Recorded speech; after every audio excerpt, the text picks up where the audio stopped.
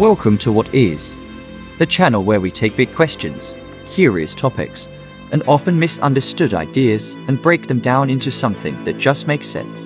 And today's question is, what is cricket? Now, depending on where you're from, that might sound like a silly question. If you grew up in Mumbai, Melbourne, or Manchester, the answer probably feels second nature. But if you're in Montana, Manitoba, or Malad, well, you might know cricket only as a chirping insect. So let's fix that. Cricket is one of the most watched, played, and followed sports in the world, a cultural staple in countries like India, Pakistan, England, Australia, and the West Indies. And yet, to the unfamiliar, it's often shrouded in mystery, jargon, and traditions that seem downright bizarre. We're going to unravel all of it. We'll cover the basics of how it's played, its unique rules, where it came from, how it spread, and what cricket looks like today in the 21st century. So grab a cup of tea, maybe a biscuit or two, and let's get started. Part 1. So, what actually is cricket? At its core, cricket is a bat and ball sport played between two teams of 11 players. One team bats, the other bowls and fields, then they swap. The main objective? Score more runs than your opponent. It's played on a large oval-shaped field, with a rectangular pitch in the center, exactly 22 yards long. On each end of that pitch stands a wicket, which consists of 3 vertical stumps topped by 2 horizontal bails. Batters stand at each end of the pitch. Bowlers run in and deliver the ball with a straight arm, trying to dismiss the batters by knocking over the stumps, getting the batter caught, trapping them leg before wicket, or several other methods. Meanwhile, the batters try to score runs by hitting the ball and running between the wickets or by smashing it to the boundary. And here's the twist. Cricket comes in multiple formats, which range from a few hours to 5 full days. Part 2. A game of formats. Cricket has a format for every mood, from lightning-fast action to epic slow-burn drama. Test cricket is the oldest and most traditional form. Matches can last up to 5 days, with 2 innings per team. There are breaks for lunch, tea, even bad light. It's not a sprint, it's chess played in cleats. One-day internationals, or ODIs, limit each side to 50 overs. That's 300 deliveries per team. It's faster, more aggressive, and often produces thrilling finishes. This is the format used in the famous Cricket World Cup. Then there's T20 cricket, just 20 overs per side. Matches last about 3 hours. It's explosive, high adrenaline, and entertainment focused. Think of it as the sports rock concert version. Each format has its own strategies, audiences, and stars. Some players thrive in the gritty patience of Test cricket. Others shine under the floodlights in packed T20 stadiums. Part 3. How cricket works. The rules. The roles. The flow. Let's simplify the gameplay. Each team has 11 players. The batting team sends in 2 batters at a time. One stands at each end of the pitch. One of them faces the ball, delivered by a bowler from the opposing team. The bowler is supported by fielders strategically placed around the field to stop runs or take catches. An over consists of 6 legal balls. After every over, the direction of play reverses, and a new bowler takes over from the opposite end. A single bowler can't bowl to consecutive overs. The batting team keeps sending players in until either they complete their overs in ODIs or T20s, or 10 out of 11 players are up because you need to bat. Ways a batter can be dismissed include: bowled, the ball hits the stumps. Caught, a fielder catches the ball on the full. LBW, leg before wicket, the batter's leg stops the ball from hitting the stumps. Run out, the fielding team hits the stumps while the batter is out of their crease. Stunt, the wicket-keeper removes the bails when the batter oversteps.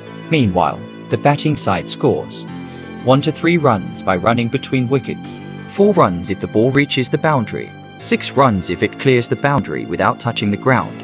At the end of the match, the team with the most runs wins, unless, of course, it's a draw, tie, or gets called off due to rain.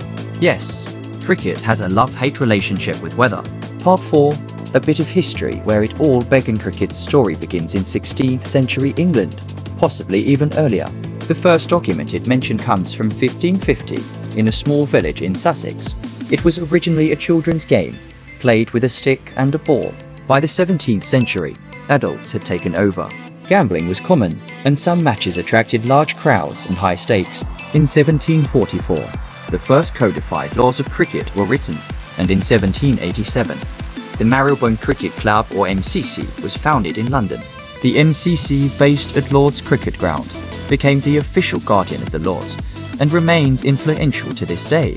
Early cricket was unrecognizable to modern eyes. Bowlers bowled underarm. Bats were curved like hockey sticks. Fields had no boundaries. Players just kept running. And sledging, a form of psychological banter, was likely already a thing. It was slow, gentlemanly, and often soaked in sunshine and social formality. Part 5. From Empire to Everywhere. With the rise of the British Empire, cricket spread like tea and railroads.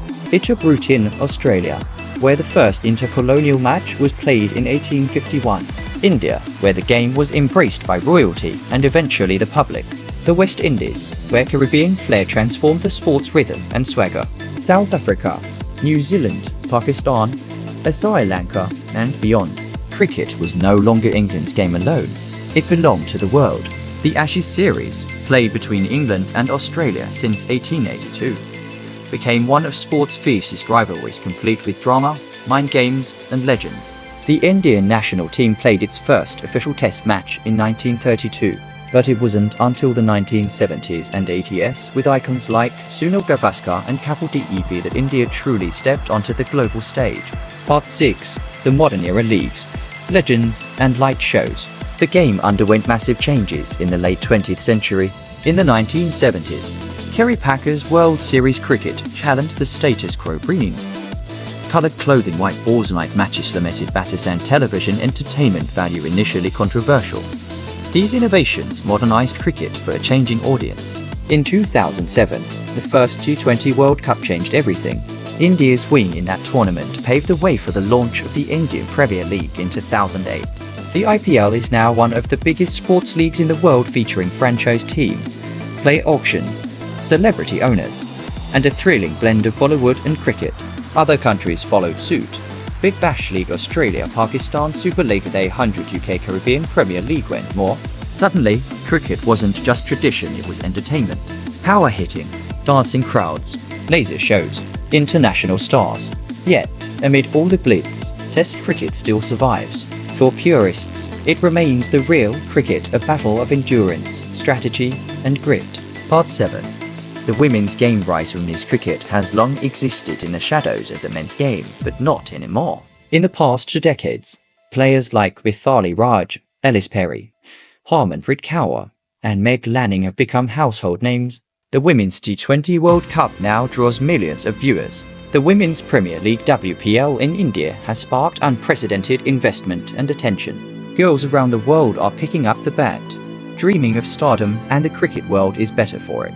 Part 8. A global game with local flavor. Cricket is everywhere and it adapts. In India, it's a religion.